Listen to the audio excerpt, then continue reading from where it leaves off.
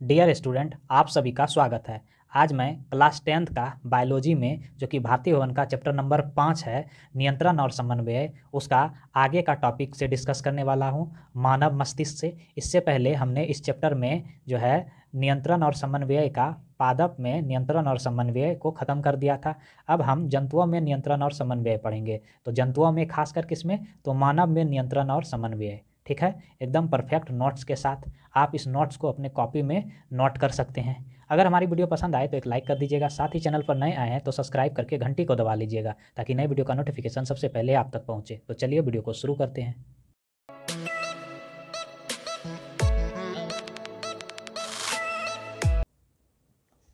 तो मानव में जो है मस्तिष्क, मतलब मानव का मस्तिष्क, मानव मस्तिष्क को हम लोग पढ़ने वाले हैं आज, ह्यूमन ब्रेन को। देखिए, मानव मस्तिष्क से कुछ इंपॉर्टेंट पॉइंट है, उसको पहले समझते हैं। मनुष्य का जो मस्तिष्क होता है करीब 1.5 kg का होता है, ठीक, 1.5 kg भार का। मनुष्य का जो मस्तिष्क होता है बहुत ही नाजुक होता है। इन्हें सुरक्षित रखने के लिए मस्तिष्क गुहा मतलब कैरेनियम से ढका हुआ होता है, जो कि बाहर से रहता है, तथा मस्तिष्क को चारों ओर से सुरक्षित रखने के लिए क्रेनियम के अंदर जो है मेंजिंज जो है होता है, जो झिल्ली नुमा होता है, और ये जो है बाहरी आघातों से बचाता है। ठीक है, क्रेनियम और मेंजीज के बीच खाली स्थान में जो है सेरिब्रोस्पाइनल द्रव्य भरा होता है, और यह द्रव्य क्या करता है, घर्षण से बचाते हैं, घर्षण से बचाने के लिए होता है। ठीक, अब समझते हैं हम मस्तिष्क का वर्गीकरण, मस्तिष्क को कैसे कैसे हम बांटने वाले हैं। तो देखिए, ये मस्तिष्क हुआ। ठीक, मस्तिष्क को हम 3 भागों में बांट सकते हैं। मस्तिष्क का 3 भाग, एक होता है अग्र मस्तिष्क, मस्तिष्क आगे वाला, एक होता है मध्य मस्तिष्क बीच वाला, और एक होता है पश्चिम मस्तिष्क पीछे वाला। तो अग्र मस्तिष्क का 2 भाग होता है। पहला जो होता है वो होता है सेरिब्रम, या इसी को हम जो है प्रमस्तिष्क भी बोलते हैं। दूसरा जो होता है वो डाइनेसेफ्लॉन होता है, डाइनेसेफ्लॉन। ठीक, तो ये हो गया अग्र मस्तिष्क का सेरिब्रम, या इसको प्रमस्तिष्क बोलते हैं। फिर डाइनो जो है सेफ्लॉन, और फिर जो है मध्य मस्तिष्क का कुछ पार्ट नहीं होता है। फिर पश्चिम मस्तिष्क जो है बहुत ही ज़्यादा क्रिटिकल है, कॉम्प्लेक्स है। तो पश्चिम मस्तिष्क का 2 भाग होता है, एक होता है सेरिबेलम, ठीक, इसी को हम अनु जो है मस्तिष्क भी बोलते हैं, और दूसरा जो होता है मस्तिष्क स्टेम होता है। अब देखिए, मस्तिष्क स्टेम जो होता है इसको 2 भाग में फिर विभाजित किया जाता है। कौन कौन सा है, ये पोन्स वेरोलाई है, दूसरा कौन है तो मेंडुला ऑब्लिंगेटा है। ठीक है, अब एक एक करके हम इसको पढ़ेंगे। सबसे पहले हम अग्र मस्तिष्क को पढ़ेंगे। अग्र मस्तिष्क में जो सेरिबेलम है, उसके बाद ये, फिर डाइनोसेफ्लॉन फिर पढ़ेंगे, उसके बाद मध्य मस्तिष्क, फिर पश्चिम मस्तिष्क में आकर सेरिबेलम पढ़ेंगे। सेरिबेलम के बाद फिर पढ़ेंगे मस्तिष्क स्टेम, मस्तिष्क स्टेम का पोन्स वेरोलाई, फिर मेंडुला ऑब्लिंगेटा। ठीक, तो चलते हैं अग्र मस्तिष्क पॉइंट पर। तो पहला है अग्र मस्तिष्क मतलब सेरिबेलम। अग्र मस्तिष्क का पहला जो है वो है सेरिबेलम, या इसको प्रमस्तिष्क भी बोलते हैं। यह मानव मस्तिष्क का सबसे बड़ा भाग, लमसम 2/3 मतलब पूरे मस्तिष्क का 66% होता है। ठीक, 100% में 66% जो है सेरिब्रम ही होता है। ठीक, देखिए, यह घृणा, प्रेम, खुशी, गम का केंद्र होता है सेरिब्रम। यह बुद्धि एवं चतुराई का केंद्र होता है। यह सोचने और समझने का केंद्र होता है। यह तर्क शक्ति और गणित का केंद्र होता है, मतलब गणित वगैरह, रीजनिंग वगैरह जो भी सॉल्व होता है तो यही सेरिब्रम से, ठीक है, केंद्र होता है। यह मस्तिष्क का सबसे अधिक जटिल एवं विशिष्ट भाग होता है, जो काम ज़्यादा करता है। ठीक है, अब है डाइनोसेफ्लॉन। ठीक, डाइनोसेफ्लॉन क्या है, ये अग्र मस्तिष्क का भाग है, जो है क्या है, प्रमस्तिष्क से ढका हुआ होता है। यह दर्द तथा ताप का नियंत्रण करता है। फिर है मध्य मस्तिष्क। देखिए, यहाँ पर ये दोनों खत्म हो गया। अग्र मस्तिष्क का जो ये था पहले सेरिब्रम, फिर डाइनोसेफ्लॉन, तो ये दोनों खत्म हो गया। अब आ गए मध्य मस्तिष्क पर। तो यहाँ पर है मध्य मस्तिष्क। ठीक, मध्य मस्तिष्क क्या है, यह आँख और कान का नियंत्रण करता है। फिर है सेरिबेलम। ठीक, सेरिबेलम, देखिए, यह हमारे शरीर की ऐच्छिक मांसपेशियां का नियंत्रण करता है। ऐच्छिक मतलब जो इच्छा से हम काम करते हैं, उस ऐच्छिक मांसपेशी पर यह कंट्रोल करता है सेरिबेलम।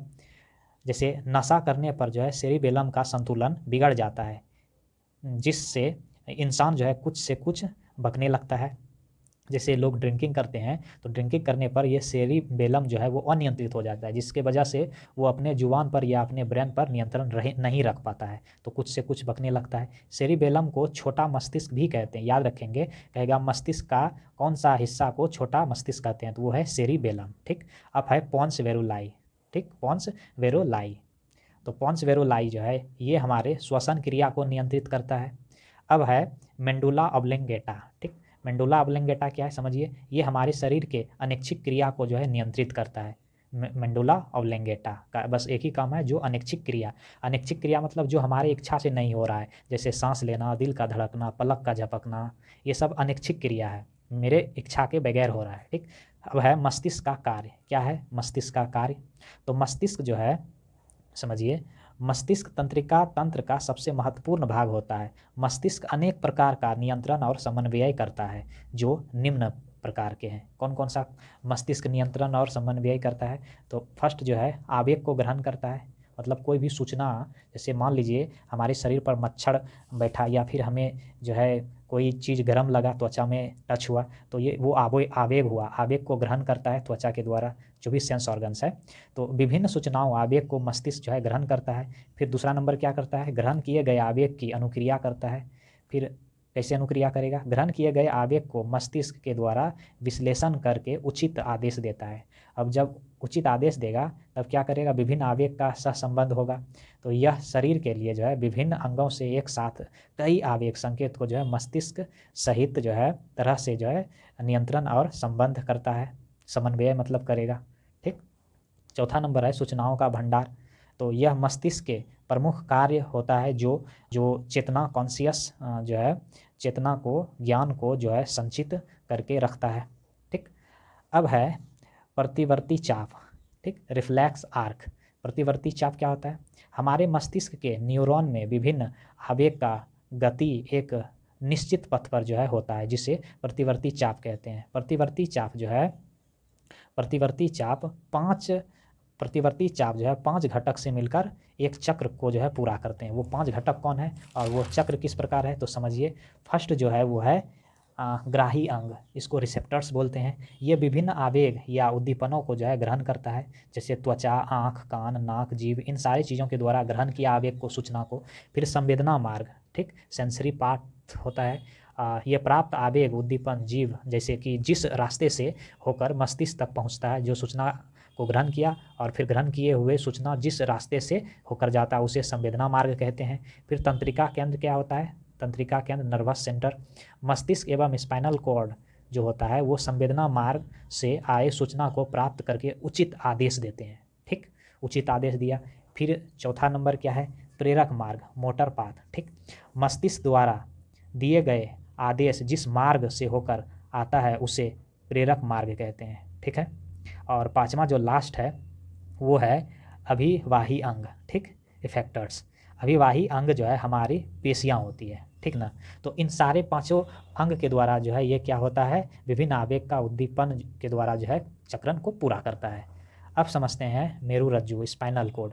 ठीक है, तो यहाँ पर जो है नेक्स्ट पॉइंट आ गया स्पाइनल कोड, मेरुरज्जु।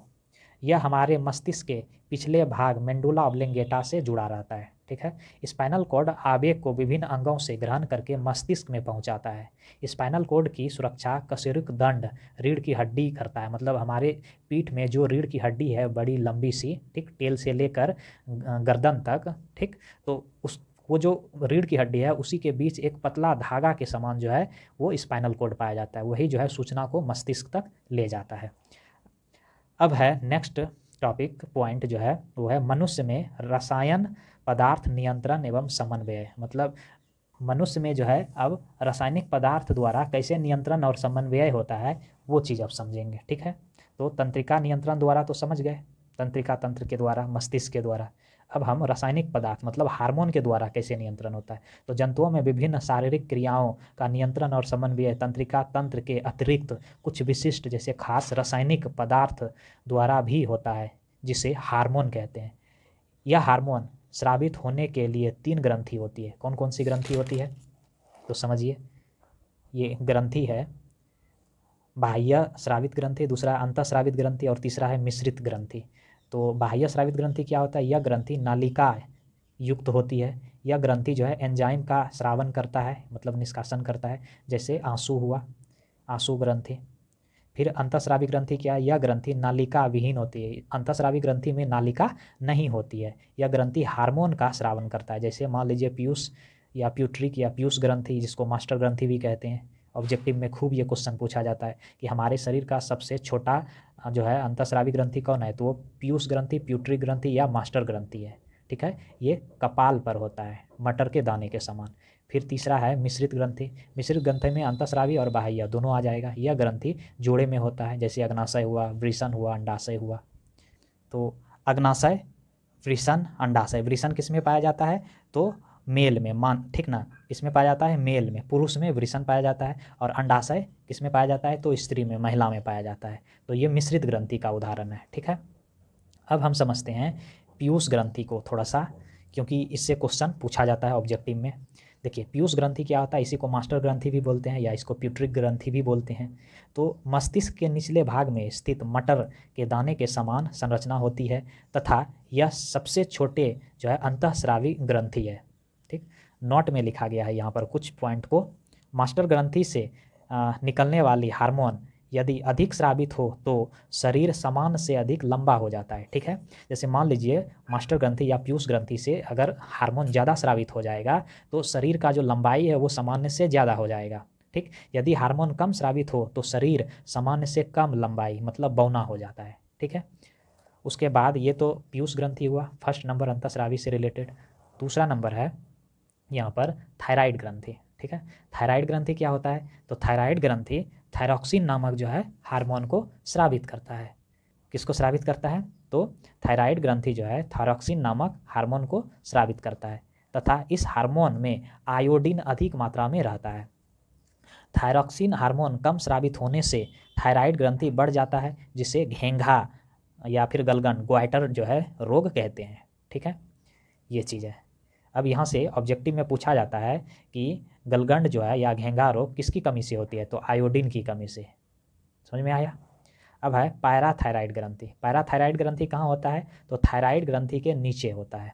यह ग्रंथि जो है थायराइड ग्रंथि के पीछे रहता है। ठीक है, तथा पैराथायराइड जो है हार्मोन एवं कैल्सीटोनिन जो है हार्मोन स्रावित करता है। ठीक, कैल्सीटोनिन हार्मोन से कैल्शियम की मात्रा निकलती है, नाम से ही पता चलता है कैल्सीटोनिन। ठीक, तो कैल्शियम की मात्रा निकलती है जो हड्डियों की वृद्धि एवं दांतों के निर्माण में सहायता करता है। ठीक है, अब है नेक्स्ट एड्रिनल ग्रंथि। एड्रिनल ग्रंथि क्या होता है? तो यह ग्रंथि वृक्क के ऊपर से रहता है, मतलब यह जो एड्रिनल ग्रंथि होता है ये वृक्क के ऊपर में रहता है। ठीक ना, इसे संकटकालीन हार्मोन भी कहते हैं। मतलब एड्रिनल ग्रंथि जब हमारा शरीर संकट में रहेगा तब ये हार्मोन को स्रावित करेगा। यह हार्मोन व्यक्ति को अचानक संकटकालीन स्थिति से बचाता है। ठीक है, अब नेक्स्ट है हमारा अग्नाशय ग्रंथि। समझिए ये टॉपिक अग्नाशय ग्रंथि जो है बड़ा ही कॉम्प्लेक्स है। ठीक, ये मिश्रित ग्रंथि का उदाहरण है। ठीक, मिश्रित ग्रंथि का उदाहरण है। यह ग्रंथि अमाशय तथा छोटी आंत के जो है बीच में रहता है। इसमें कुछ विशेष प्रकार के कोशिकाओं का समूह होता है जिसे लेंगरहैंस की दीपिकाएँ कहते हैं। देखिए अब लेंगरहैंस की दीपिकाएँ को समझते हैं। तो लेंगरहैंस की दीपिकाएँ जो होती है इसमें, मतलब अग्नाशय में हम आसान भाषा में समझें तो अग्नाशय में 3 तरह का सेल होता है। ठीक, अग्नाशय में 3 तरह का cell, alpha cell, beta cell, gamma cell. ठीक है, अल्फा सेल क्या करता है? तो अल्फा सेल जो है ग्लूकागॉन जो है हार्मोन का स्रावन करता है। यह शरीर में जो है ग्लूकोज की मात्रा कम होने पर जो है ग्लाइकोजन को ग्लूकोज में बदल देता है। जैसे कि हमारे शरीर में अगर ग्लूकोज की मात्रा कम हुआ तो जो स्टोर है, जो संचित है हमारे बॉडी में ग्लाइकोजन, उसको ग्लूकोज में बदल देता है। कौन हार्मोन? तो ग्लूकागॉन। तो अल्फा सेल जो है ग्लूकागॉन हार्मोन निकालता है। ठीक है, उसके बाद बीटा सेल। बीटा सेल जो है ये हार्मोन का स्रावन करता है। तो कौन सा हार्मोन का स्रावन? तो इंसुलिन हार्मोन का स्रावन। इंसुलिन की मात्रा को जो है ये नियंत्रित करता है, और मतलब इंसुलिन हार्मोन को स्रावित करता है। और इंसुलिन कम होने से जो है हमारे शरीर में मधुमेह हो जाता है। इंसुलिन की अधिक मात्रा होने से जो है क्या होता है? हाइपोग्लाइड या हाइपोग्लाइसीमिया या ब्रेन ट्यूमर भी हो जाता है। अब समझते हैं यहाँ से जो क्वेश्चन आता है, कहेगा कि इंसुलिन के कमी से कौन सा बीमारी होता है? ठीक, इंसुलिन हार्मोन की कमी से कौन सा बीमारी होता है? तो कहेंगे मधुमेह बीमारी, ठीक, मधुमेह बीमारी, ठीक है। अब तीसरा है गामा सेल। गामा सेल क्या करता है, तो गामा सेल जो है ये सोमेटोसेनिन जो है हार्मोन का स्रावन करता है। यह पचित भोजन के स्वांगीकरण के समय को जो है बढ़ा देता है, उसकी अवधि को, टाइम पीरियड को, समझिए। छठवां नंबर जो अंतःस्रावी ग्रंथि है वो है हमारा यहाँ पर ये मिश्रित ग्रंथि का भी उदाहरण है ये जनन ग्रंथि, जिसको जनन ग्रंथि में अंडाशय तथा वृषण हो जाएगा। अंडाशय ये महिला का अंतःस्रावी ग्रंथि में ये आ जाएगा और ये वृषण ये पुरुष का आ जाएगा, ठीक है। देखिए मादा में जनन ग्रंथि अंडाशय के रूप में पाया जाता है। इसके जो है इसके निकलने वाले जो इससे निकलने वाले जो हार्मोन होते हैं, बालिकाओं के शरीर में यौनावस्था में होने वाले सभी परिवर्तन इन्हीं हार्मोन के कारण होता है। अब हम आपको समझा रहे हैं साफ शब्द में कि जो अंडाशय है, अंडाशय से निकलने वाले जो हार्मोन होता है, ठीक, ये महिलाओं में जो है क्या करता है, तो वृद्धि करता है, ठीक ना, महिलाओं में वृद्धि करता है किशोरावस्था में, जिसको यौन अवस्था बोलते हैं, यौन अवस्था में, ठीक है। कि अंडाशय से कौन सा हार्मोन निकलता है, तो एस्ट्रोजन, प्रोजेस्टेरोन, रिलैक्सेशन हार्मोन, मतलब रिलैक्सिन हार्मोन। ये बहुत ज़्यादा इंपॉर्टेंट है, ऑब्जेक्टिव में पूछा जाता है कि अंडाशय से निकलने वाला कौन सा हार्मोन है, तो एस्ट्रोजन, प्रोजेस्टेरोन और रिलैक्सिन हार्मोन, ठीक, का स्रावन करता है। तथा नर में वृषण के रूप में जो है पाया जाता है कौन, तो वृषण से निकलने वाला जो हार्मोन है वो एंड्रोजन और टेस्टोस्टेरोन। ये टेस्टोस्टेरोन बहुत ज़्यादा इंपॉर्टेंट है, पूछेगा कि वृषण से निकलने वाले हार्मोन कौन होता है, तो टेस्टोस्टेरोन। या तो कहेगा कि नर हार्मोन कौन है, तो टेस्टोस्टेरोन, ठीक है, टेस्टोस्टेरोन। कहेगा मादा हार्मोन कौन है, तो एस्ट्रोजन, प्रोजेस्टेरोन या रिलैक्सिन, ठीक। मादा हार्मोन एस्ट्रोजन, प्रोजेस्टेरोन, रिलैक्सिन और नर हार्मोन टेस्टोस्टेरोन या एंड्रोजन, ठीक। अब ये चैप्टर हो गया ख़त्म। अब नेक्स्ट चैप्टर, इसका चैप्टर नंबर 6 आएगा, जनन, रिप्रोडक्शन। इसका एकदम परफेक्ट नोट्स के साथ आपको नेक्स्ट वीडियो में मिलने वाला है। तो मिलते हैं एक नई वीडियो के साथ, तब तक के लिए धन्यवाद।